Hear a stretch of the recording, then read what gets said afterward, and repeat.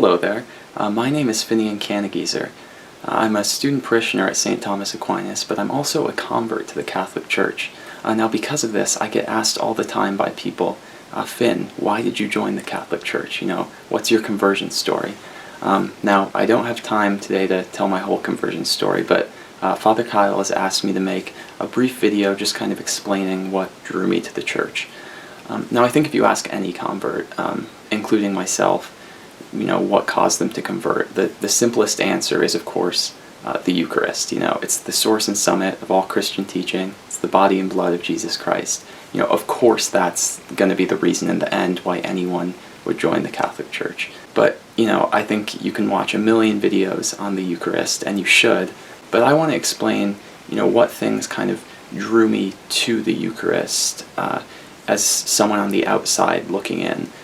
Because, I think the Eucharist, at a glance, to someone on the outside can seem like a bit of a leap. And there's definitely a process to coming to believe in the Eucharist. So I just want to talk about kind of two themes that I observed as someone growing up as a Protestant about the Catholic Church that ultimately led me to understand the Eucharist. And those two themes are reverence and unity. Now, even though I grew up in a Protestant church, a lot of my extended family is Catholic, so throughout my life there were several times where I would get to attend a Catholic Mass for some kind of family event, like a funeral or a baptism. And one of the first things that always stood out to me when I would attend these Masses as a young kid was just the way people acted in church. When people would come in, they would dip their fingers in some water and make the sign of the cross. Throughout Mass, they would kneel, they would genuflect. And this was just a level of physicality and reverence that I had never really seen before in any sort of religious institution. And I think to any outsider, it really does convey a sense that there is something sacred going on inside those four walls. Even if I didn't know necessarily what it was yet, I could clearly tell that everyone inside this building was very devoted to something or someone. Now, the second theme I want to touch on is unity. I remember being at Mass one time for a baptism or funeral or something, and asking my mom about the Missalette, this book that was in the pew that had all these dates with different readings associated with them. And my mom told me, and it blew my mind, that every Catholic church in the world would be hearing those same readings on those same dates. And back then, I don't think I quite understood the scale, the worldwide scale of the Catholic Church.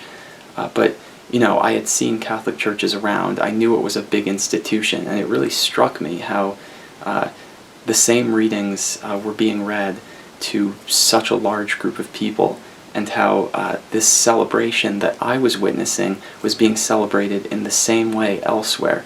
It was a kind of unity that, as a Protestant, I think is hard to come by. My church kind of did its own thing, and all the other Protestant churches I had experienced kind of did their own thing. But as I grew up and I, attended these occasional Masses at different Catholic churches, it was always a similar experience. There would be things that were different. They might have different instruments for music. The priest at one church might be funnier than another.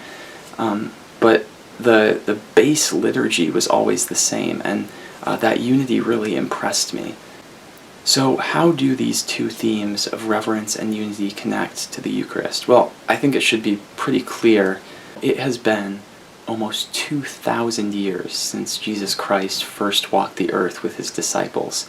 So how is it that the Catholic Church still has over 1 billion members, still is incredibly reverent, and still incredibly unified, if not for the fact that we have something extraordinary to direct our reverence toward and to unify around?